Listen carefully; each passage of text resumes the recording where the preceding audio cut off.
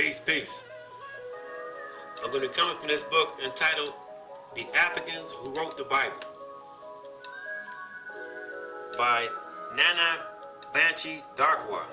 Okay? Now, I'm going to flip the script. Let's just say that you never knew me. And let's just say that this is my first video that I'm making. And I never knew anything about the Hebrew Israelites. And I'm coming from this truth from a so-called Egyptian perspective or Kemet perspective. And why should you judge me because I don't believe in what you believe in or the God that you worship that's in the Bible? And how do you know that's the right God to be worshiping? So, the Ankh. This is not a bad symbol. We've been taught that it's a bad symbol, but this symbol means life. They call us in Egypt, the Egyptians, or Africans, pagans. That's what the white man said, the Neanderthals. And we're going to prove it in this book. We're going to prove that black people came up with the idea and concept of God. Now, and then we're going to pull up some disgusting passages in the Bible. And I'm quite sure you will not have your babies do in real life. So, it says, let's do this. Now,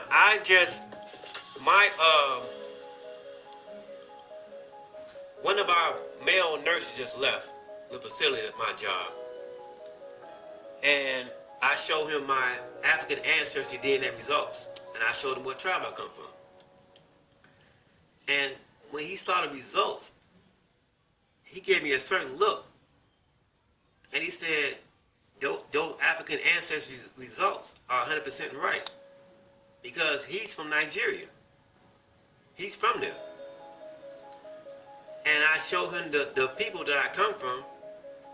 And he said, did you want to see the tribe the tribe that I come from? Do you want to see the current president that's in Nigeria? And you are kinfolk to him. Now, look at what he showed me.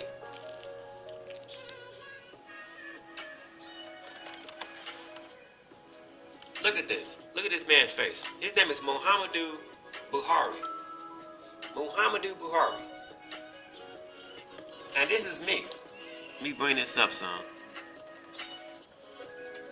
So you can see that. Bills and braces. That's me. Do you see any similarity? Look, you can see that. It's too dark. But you seen what I look like. And look at this guy. Now, I looked up his background. I looked up this man's background. And they are the Fulanis. So, in technicality, I would not be what you call I would not be considered what you call a so-called Negro. I'll be considered a so-called Fulani. But my people was caught up in the slave trade. We were forced into the slave trade off the equatorial coast of Guinea. Okay?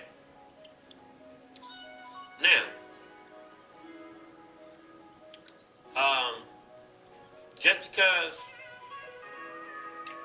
I would not be considered a so-called Negro, are you going to stop associating yourself with me? Are you going to say I'm the enemy now? Okay? Now, let's go back here. Let's do this. So it says, this is Sudan. Nigeria is in Sudan, right? Negro land. And they call it the land of the blacks. Okay? This is stretching from Western Africa to Central Africa, right? Now, I just did a lesson on the Neanderthals, the pre Neolithic and Stone Age timeline. Okay, and it says that these people were in the Nile Valley, and it says that anthropological and archaeological research indicate that during the pre-dynastic period, Nubia and Upper Egypt were ethnically and culturally nearly identical. And it said that it involved the pharaonic kingships by 3300 BC.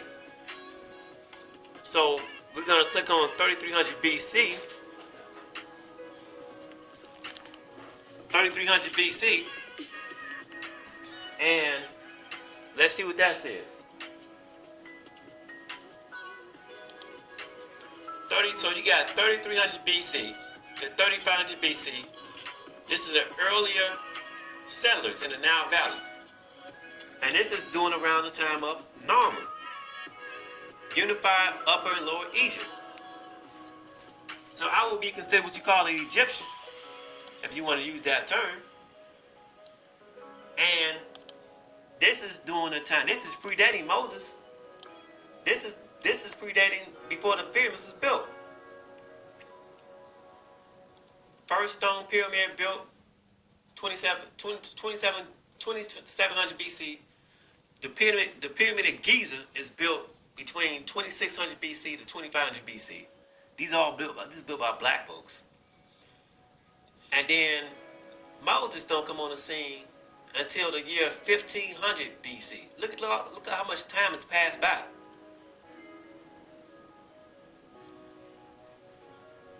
Okay? This is predating Abraham. Right? It's predating Abraham. Now,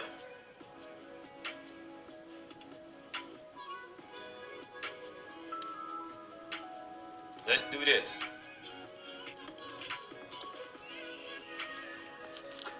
The Africans who wrote the Bible.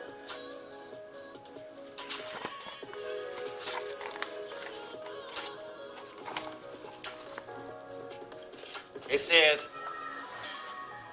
says, this Egyptian cross is the earliest and most sacred symbol of religion. Egyptologists believe they have successfully deciphered ancient Egyptian hieroglyphics and they say it's called the Ankh, meaning life. It says the meaning is correct. However, that is not what the ancient Egyptians called it.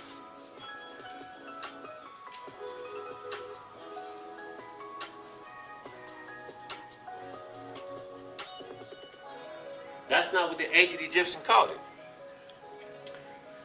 The original ancient Egyptian word for the original ancient Egyptian word that Egyptologists tried to decipher was the NKWA. The language from which this word originates is Akan, and it actually means life. This symbol was the ancient Egyptian sacred religious symbol that reinforced the cross on which Jesus was crucified as a sacred Christian symbol. How did this happen?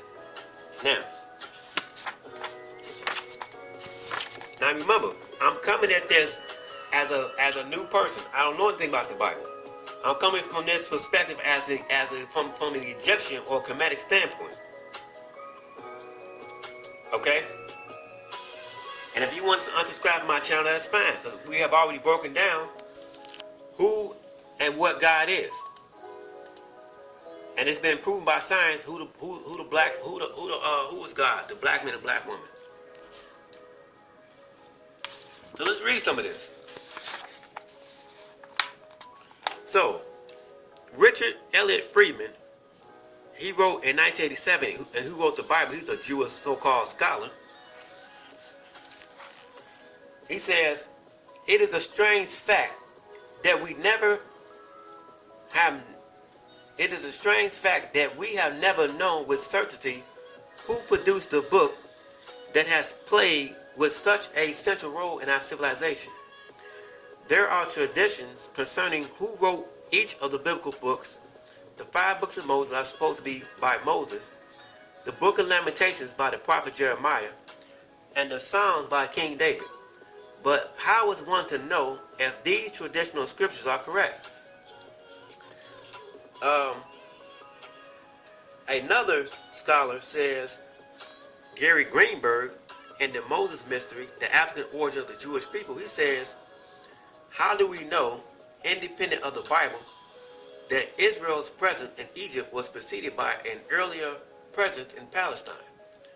Why is there no archaeological record of Israel or the Hebrew people prior to the 13th century BC, the period of the so-called biblical Exodus?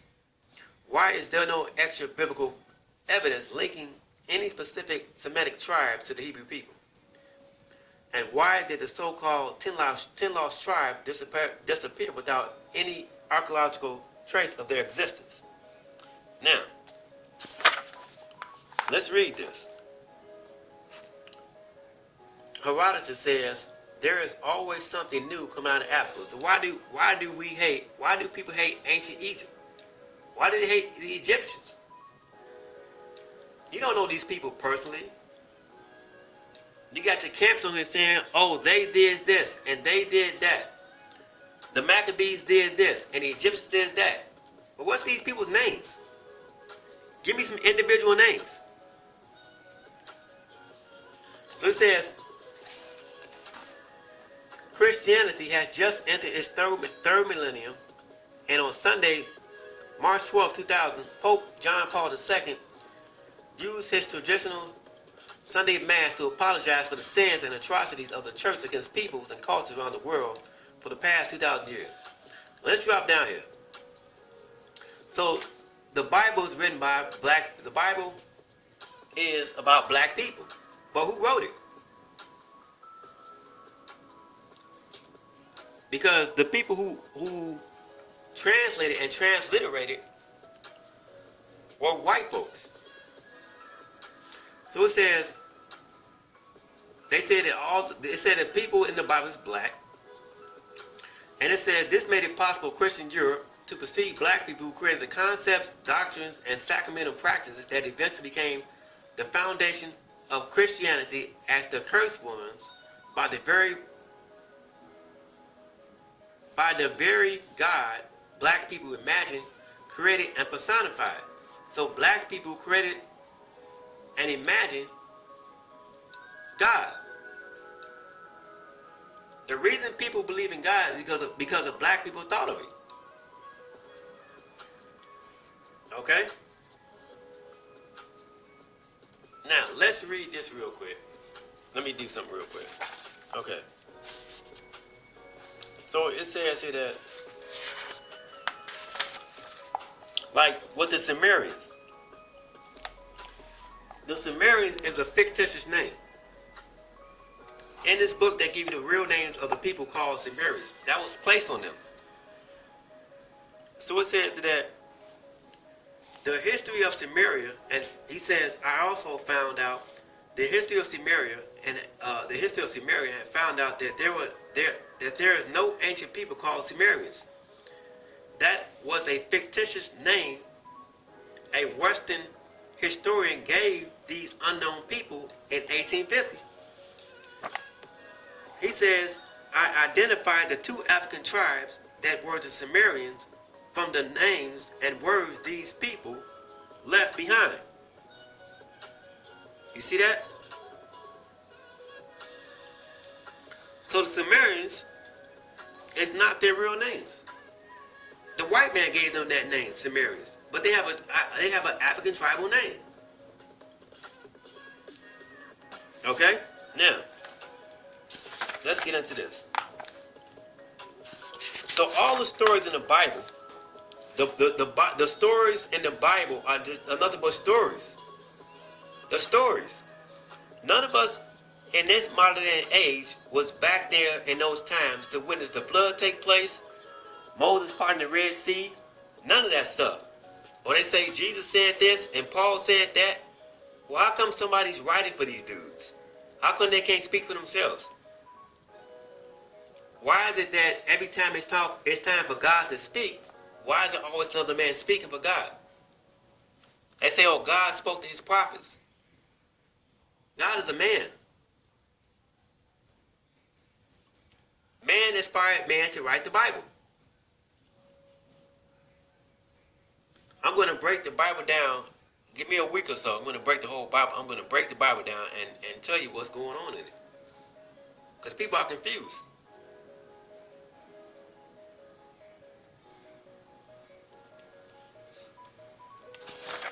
Okay? Now. So this guy, he lives in Africa, right? The author. And he tells you that these missionaries came to his country and told him that he needed to be saved from by Jesus. Okay? That's what they told him. All right? Now, so you have here he's given tribes. The Hausa. So the Hausa in ancient Egypt were royalty kings. Now, how can I back that up? So I come from the Hausa people, the Bubi people, and the Tikar and the Fulani. The Hausa in ancient Egypt are royalty kings. Black folks were kings and queens, gods and goddesses. I can't speak for everybody else. I'm going to speak for myself. I can place myself in the Bible, in history.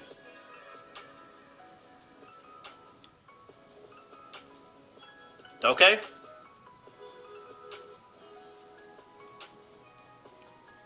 Now, let's read this. So these missionaries coming to his land saying he need to be saved because they call him a pagan. That's what they call black folks. They call them pagans, Negroes, pagans. Okay? And it says here that he says that these Christians are telling him he need to be saved and he need to change his name and things like that. And they say he's gonna go to hell if he don't give up his pagan ways. Right? And he says here that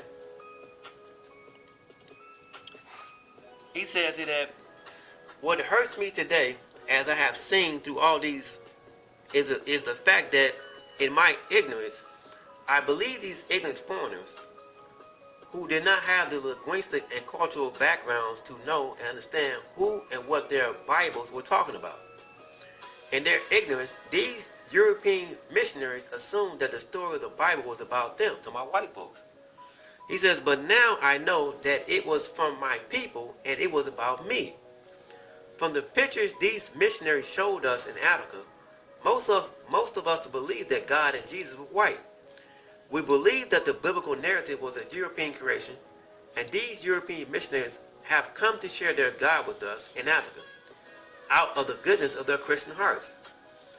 He says, now I know that these missionaries did not know, and they still do not know, that the biblical story was the story of my ancestors and me. He says, imagine how stupid I felt when I found out that what these missionaries and teachers were trying to teach me was not their own knowledge or creation. They were propagating a 2,000-year-old legendary lying lore, but they did not even have the historical, linguistics, and cultural background to know it. They had been propagating my ancestors' ancient theosophical ideas, but they did not know it because they have never cared to search for the source from where the religious knowledge they were propagating came from. He says, I did not know it either. They took advantage of my ignorance, and they still do that to others in Africa. These are all a part of the reason the world should know about the Africans who wrote the Bible. It says, these missionaries told me that I would have to be saved in the eyes of the Lord if I decided to forget my African paganistic ways. They also told me they came to the Gold Coast Ghana with the true word of God, and they came to save my people from the devil and his ways.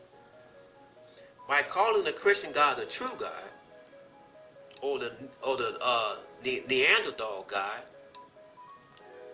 the missionaries were again confirming that these missionaries did not know.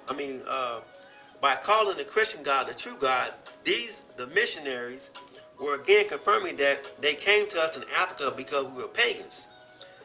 He says, imagine my disappointment when I found out that these missionaries did not even know the origin of the God they professed to be their truer God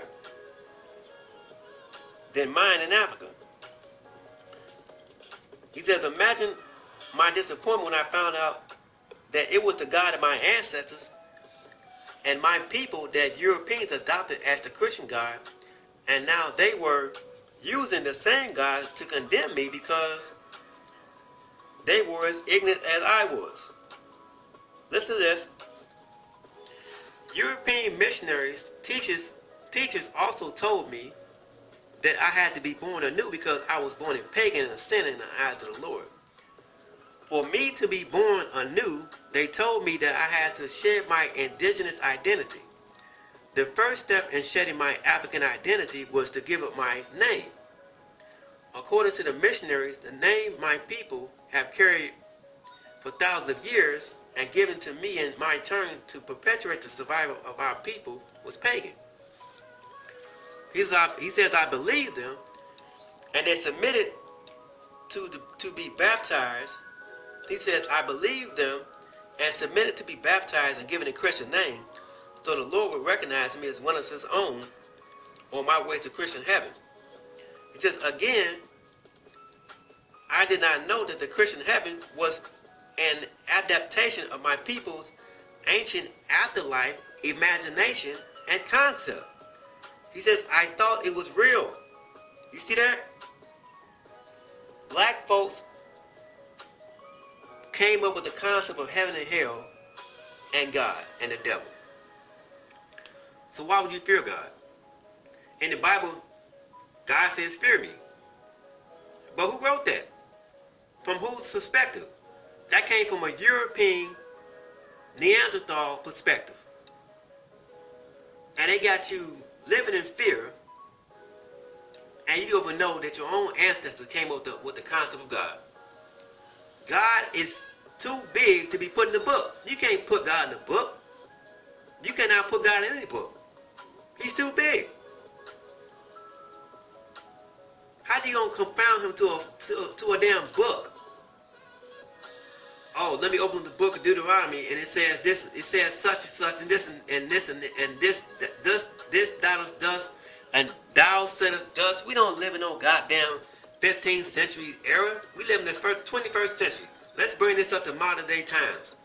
We ain't speaking on damn Shakespearean stuff. The Lord said of thus, and he said of thou. Get the hell out of here with that garbage. Let's keep on going. So, let's get down to brass tactics.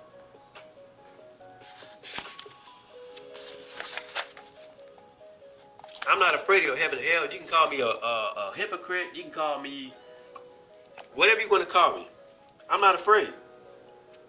I know the black folks come with the concept of God. Let's prove it.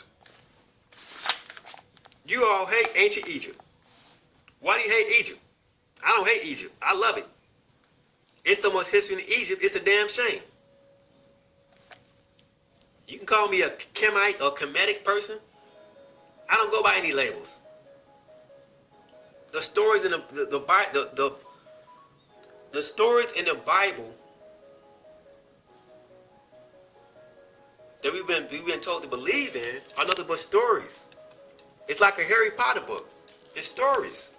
Something for you to believe in to get you on to the next day.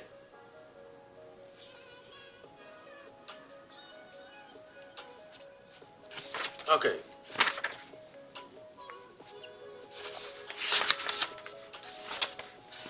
Let's get into this. I'm not taking away from the Bible. All the characters in the Bible is black. We know that. But who wrote that? Somebody had to write it, and you don't know who wrote it. You think Paul wrote that? Paul didn't write that. How is Paul writing? How is somebody writing for Paul? How come Paul is not documenting his own events? Who's writing for these niggas? And the first chapter of the Bible says, in the beginning, God created the heaven and the earth. Who's writing for God? You don't know. So let's get into this.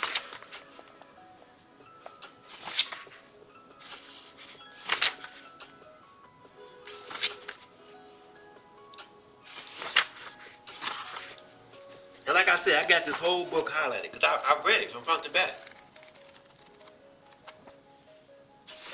So before you judge me, so-called try to judge me, and say, instead of Most High gonna strike you down with smoke and fire, well, guess what? Black folks made up God. Black folks made him up. We've been here for a long time. So if we have been for a long time, don't you think that these people are not these people don't have the intellect to be very imaginative and creative to come up with a deity? And he's going to be in their image and likeness? So, they got you looking in the sky for God when the whole time black folks made up God in heaven and hell. So, where did the concept of God come from? So you got the concept of God is in Egypt. And you got Ethiopia. The Ethiopians taught the Egyptians about religion. This is facts.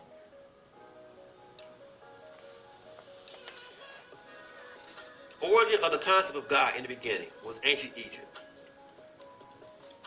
Despite all the impressive historical documents the church has compiled, there are some very fundamental issues that none of the church's documents address. Since the Bible is the holiest book of Christian Europe and Christians around the world, it is the book upon whose principles and practices Europeans claim to have designed their societies, and they profess to live by it. Still, it is the book the Europeans invoke to end all logic and reasoning in any discussion. It is also the book of spiritual strength for millions of Christians. Yet few people know where it came from, who wrote it, its contents, and even fewer have ever cared. And even fewer have cared to find out where this book originated. Most of the people, he says, most people have a question about the origin of the documents and ideas of the Bible say that God wrote them. Some say that God inspired the ancient prophets, the Jewish prophets, to write them. In another way, others say that humans wrote the Bible. But God put the words into their mouths. Ain't that what they say? God inspired the prophets. He speaks to his prophets. For these questions, I found out that most Christians do not want to be asked questions that would make them think beyond what the Bible wants them to know and believe. These people have been made to believe that thinking beyond the Bible to try to understand their own religious and faith is blasphemous. Unfortunately, most Christians around the world do not know that it has been the long strategy of the church to make them accept only the ideas of the Bible and not look beyond it. This is because looking beyond the Bible and to its surrounding history will expose the Christians to the secret that the church has been concealing for the past 2,000 years. What is the Roman Catholic Church hiding? What are these white folks hiding? Since the beginning of the growth of knowledge, what the early apostolic fathers of the European Christianity have feared has been the introduction of the new information that will reveal something Christianity has sought to conceal for thousands of years, like what this book is about to do. What is this book about to give you? What has the church been hiding for all these years? We're going to get it. What did the early apostolic fathers of Christianity seek to conceal from the Christian masses, and why? The early apostolic fathers of the church sought to conceal the fact that the concepts, documents, and doctrines of the Christian faith were all black people's ideas and created.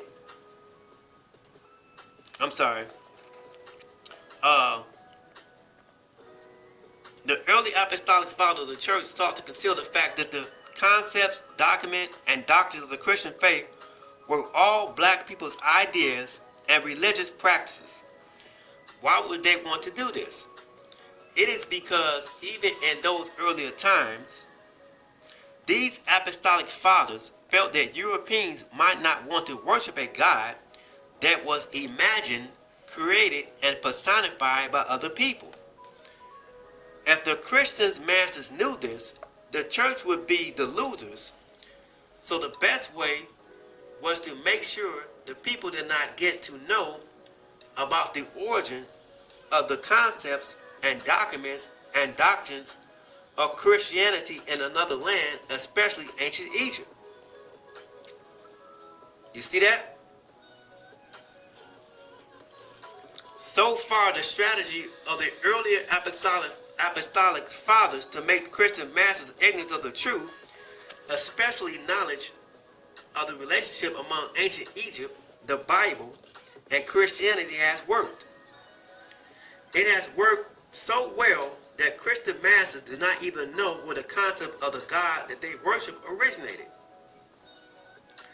How did the concept of the Christian God begin? Or how did the concept of any God begin?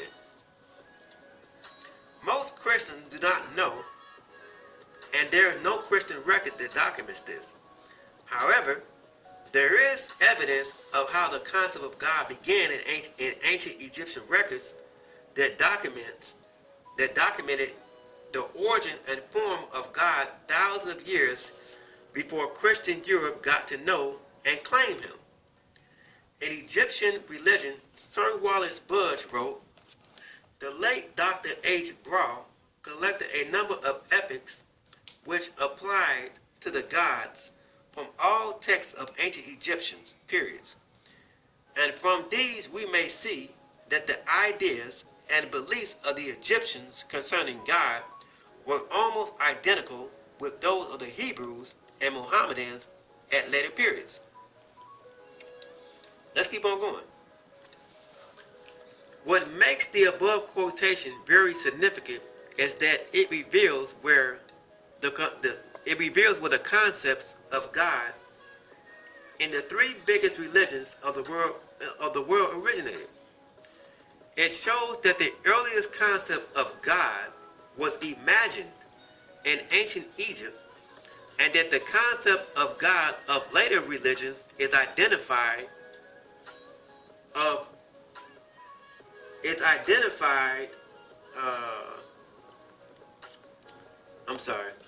It shows that the earliest concept of God was imagined in ancient Egypt, and that the concept of God of later religions is identical to this ancient Egyptian concept.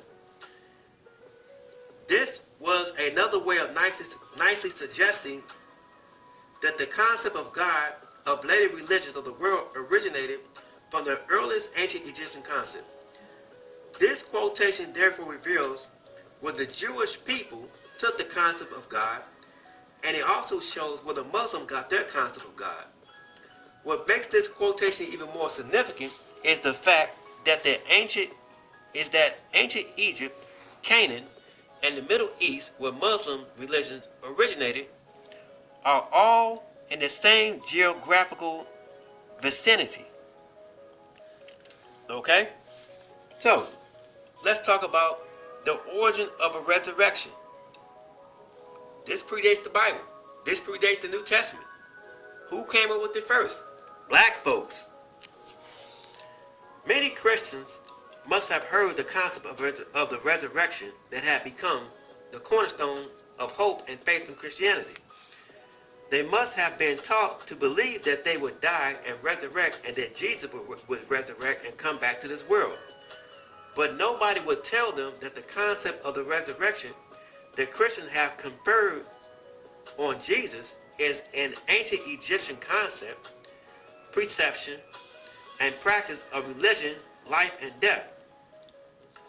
On the earliest concept of resurrection religion, Sir Wallace Budge wrote that the chief source of our information concerning the doctrine of the resurrection and of the future of life as held by the Egyptians is, of course, the greatest collection of religious texts generally known as the Book of the Dead, or the Book of Coming Forth by Day and Night. The various recessions of these wonderful compositions cover a period of more than 5,000 years, and they reflect faithfully not only the sublime beliefs and the high ideals and the noble aspirations of the educated Egyptians, but also the various superstitions and childish for amulets and magical rites and charms which they probably inherited from their pre-dynastic ancestors and regarded as essentials for their salvation. Notice from this quotation that the earliest, greatest collection of religious texts were in ancient Egypt and not in Israel. Because such documents were created in ancient Egypt, archaeologists have found evidence of them in ancient Egypt. Unfortunately, because the biblical documents were not created in Israel, no evidence of such documents have so far been found in Israel. From this knowledge, it becomes clear why the documents of the Bible have had to be compiled and translated in ancient Egypt and not in Israel. Let's keep on going.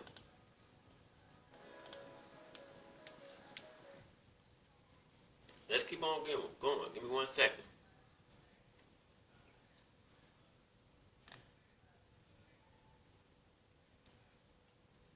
Give me 1 second.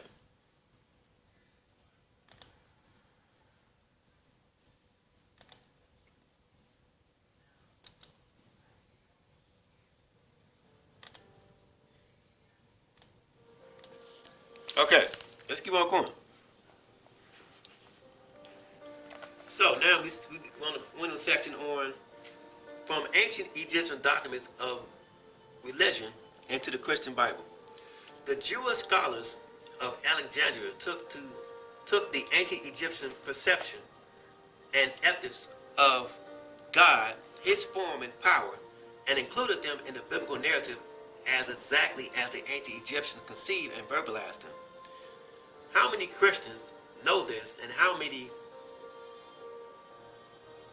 that know would tell Christian masters about this? So, in ancient Egypt, they have God as one, alone, and none other exists with him. God is one, the one who hath made all things. God is a spirit, a hidden spirit, the spirit of spirits, the great spirit of the Egyptians, the divine spirit.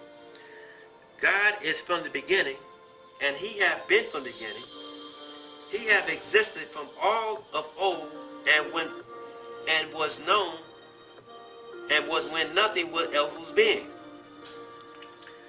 God is the eternal one. He is eternal and infinite. You see that? This is way before the Bible was written. Let's keep on going.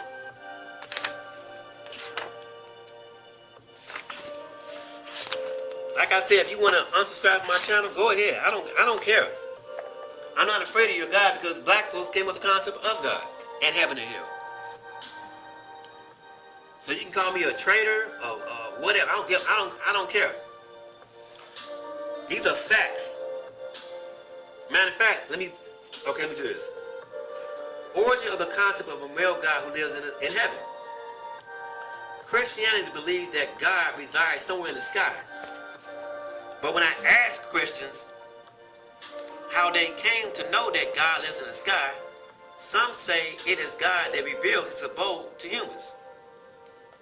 Here was an ancient Egyptian epic or document from the above quotation that placed God in heaven thousands of years before Christianity and other religions came to know and accept the abode of this God in the heavens.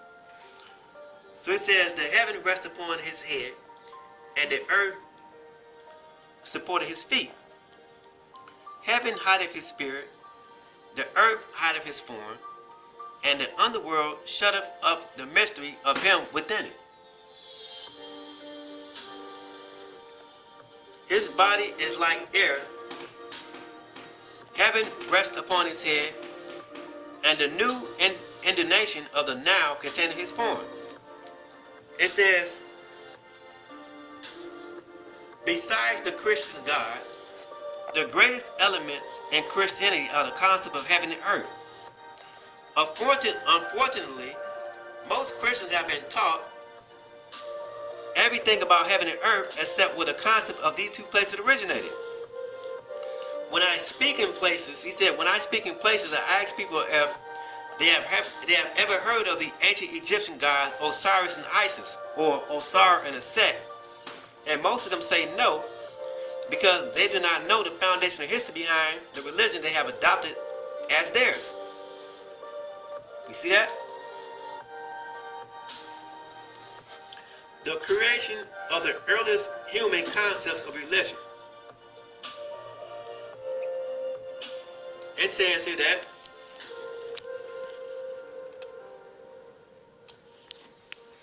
these are all stories.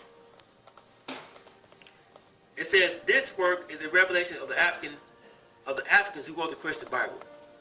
To be able to do so, I need to establish a historical and geographical focal point where the Bible and Christianity, Jewish people, and Africans interacted. So I can't go through all of this, right? Let's keep on going. Let's keep on going. And it says here that the origin of the concept of death, heaven, and hell. The ancient wise men of Egypt became obsessed with understanding the principles of the universe and finding ways to tap into the energies of these principles to enhance the quality of their lives on earth, and even have control over the direction and quality of their lives in death. Modern Christians' concepts of dying and going to heaven or hell are mere adaptations of ancient Egyptian imaginative perceptions of death, its relation to the gods and religion, and doing good or evil in this life. Today, the doctrines and practices of most religions are based upon these ancient fundamental principles that acknowledges the roles of heaven, hell, earth, life, and death in religious thinking and practice. Almost all humans believe that earth is this planet and there's a heaven above them somewhere in the sky. Thanks to the earliest concepts of ancient Egyptian religious thinking and sacramental practices. You see that? Are you hearing this? Your heaven, hell, angels, and demons were thought of by black folks. Black people. Let's keep on going. I'm going to have to make a part 2 to this. I am going to make a part 2 to this.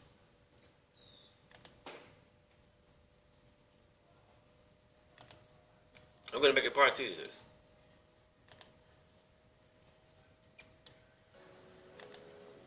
Alright. Origins of angels and the hierarchy of the nature of the godliness. To ancient Egyptians, perception of the supreme God was based upon their hierarchy of kingship, in which there was a pharaoh below who was the Lord Kings.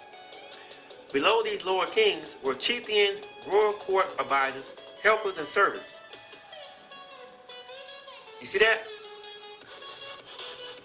It says here that so they're talking about these things, right? And it says here that the ancient Egyptians reasoned that if the Pharaoh, the representative God on earth, had such a supporting staff, that the supreme God he represented must have a supporting staff. This led to the imagination and creation of God. This led to the imagination and creation of a divine supporting staff that came to include the incorporeal, or meaning spiritual beings that were lesser gods and messengers that fulfilled this supreme God's wishes and words. So when the Bible says God said this, God said that, God ain't said a goddamn thing. Man said it. Do you see how powerful black people's brains are? It says the ancient Egyptians therefore humanized this God.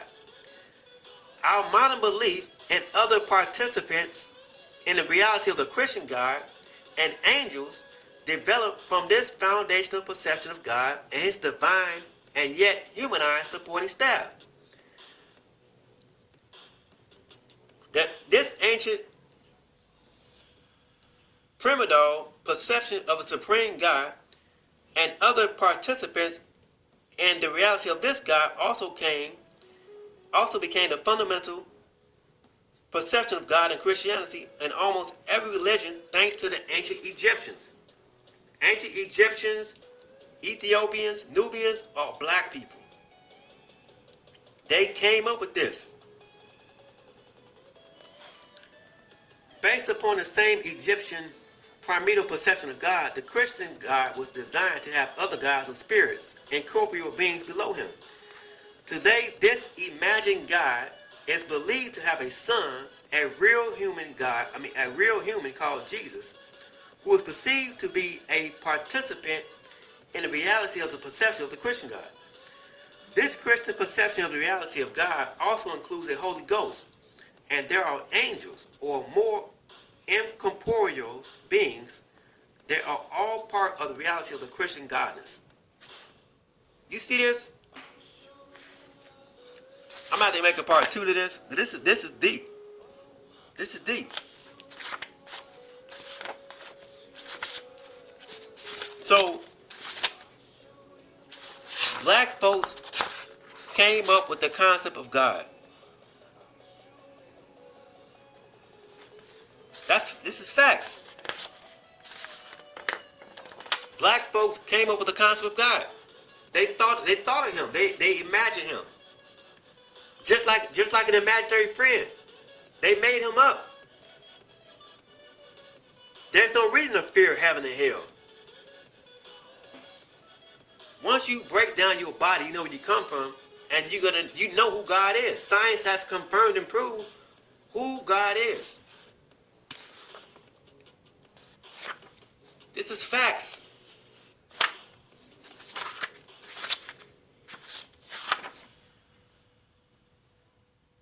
This is facts, man. Like I said, if you want to unsubscribe from my channel, go right ahead. I'll give you full permission to do it. The creation of religion and concept of God in ancient Egypt. Today, the name of God is a household word in every religion and language around the world. Even people that do not believe in God and religion have the concept of God in the recess or in the back of their minds and disbeliefs. Most Christians do not know how this God came to be because the apostolic fathers of Christianity never wanted it to be known that the foundational concept of God was conceived by black people that were the ancient Egyptians or ancient Nubians or the ancient Ethiopians. Most European scholars have known that black Africans created the concept of religion and God. However, not many have had the courage and honesty to credit these black Africans with such creation. At least one scholar credited the Africans with such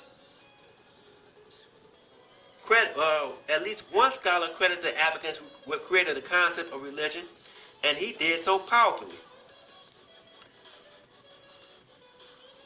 In the frontispiece to Was Jesus Christ a Negro, Dr. Curtis Alexander quoted Peter Eckler saying that an imaginative and superstitious race of black men should have invented and founded, in the dim obscurity of past ages, a system of religious belief that still enthralls the minds and clouds the intellects of the leading representative of modern theology. This still clings to the thoughts and changes with its potential influence the literature and faith of the civilized and cultured nations of Europe and America. So it says here that, let's drop down here, he says, Peter Eckler points out that a group of ancient, imaginative, and superstitious people created a system of religion that still mystifies the greatest religious minds of the civilized world today. Guess who these ancient, imaginative, and superstitious people were? They were black people. What does superstitious mean? That means you speculate. You're unsure. They guess. They're guessing. What does superstitious mean?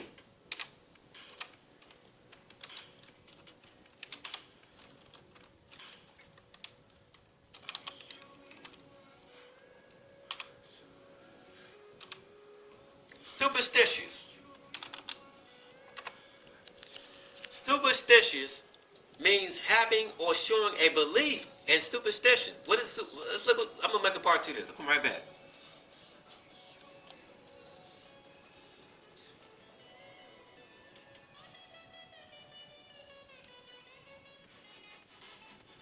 Okay.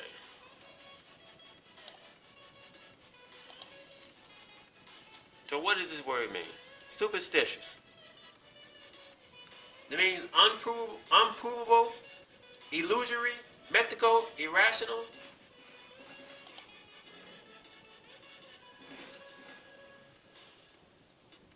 Believing in, pertaining to, of nature. It's a belief. It's a belief. The reason you believe in God is because black people thought of it. This is what the church is hiding from you. That's why you go to church. You fear God, but you don't know that God was made up. Wow, this is a damn shame.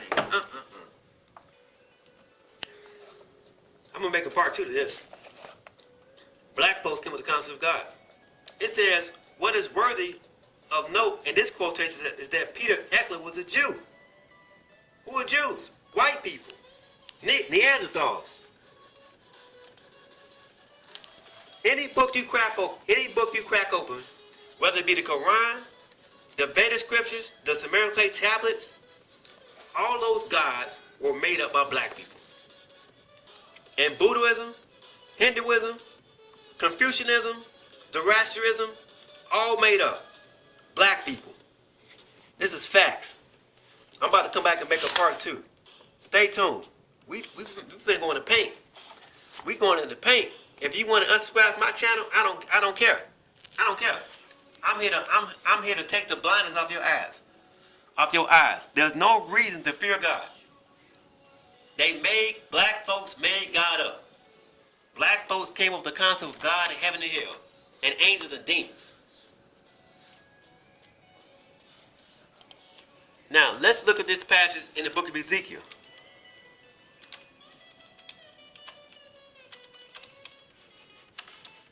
Ezekiel,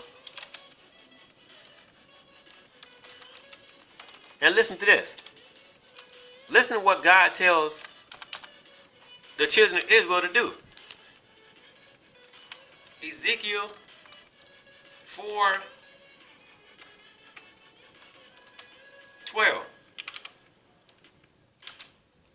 Eat human waste. Listen to this. This is Ezekiel chapter 4, verse 12. Listen to this. Eat the food as you would a loaf of barley bread. Bake it in the sight of the people using human excrement for fuel. If you want the King James Version, let's get it. You believe this? You actually believe this? Are you teaching your babies this stuff? Are you going to tell your kids to eat human waste, human feces? You believe this? You believe in these stories? These are stories. God tells the children of Israel. Let's go to verse 11. It says, also measure out a sixth of a hind of water and drink it at set times. Right? Since you know the King James Version, thou shalt drink also water by measure, the sixth part of a hind, from time to time thou shalt drink. Verse 12.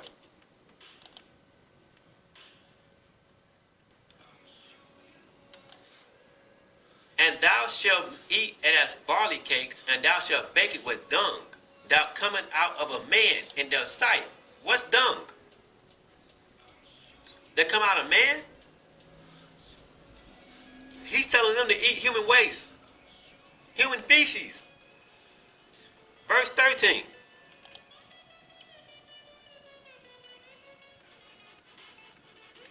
The Lord said, in this way the people of Israel will eat defiled food among the nations while I shall dry them.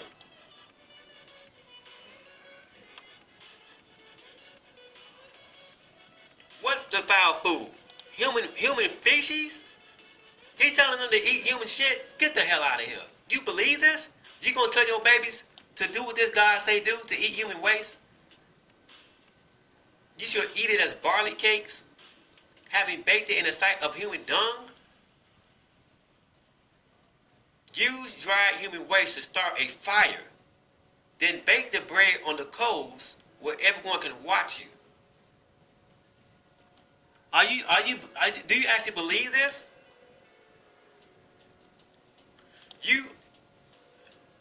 It says, and you must eat the food like you would a barley cake. You must bake it in front of them over a fire with dried human excrement.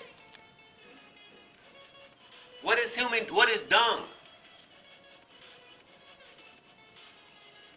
You are to build a fire out of dried human excrement. Bake bread on the fire and eat it where everyone can see you. Are you hearing this? And you shall eat it as barley cake, having baked it in that sight of a human dung, human waste, human feces. I'm about to make a part 2 to this. You all don't know. This is a goddamn shame. Stay tuned. I'm about to make a part 2 to this. Unsubscribe to my channel. I'll give you full permission. Your Bible is a bunch of stories, and you don't know who wrote it. You don't know that black folks came with the concept of God. You praying to an imaginary being that black folks came up with.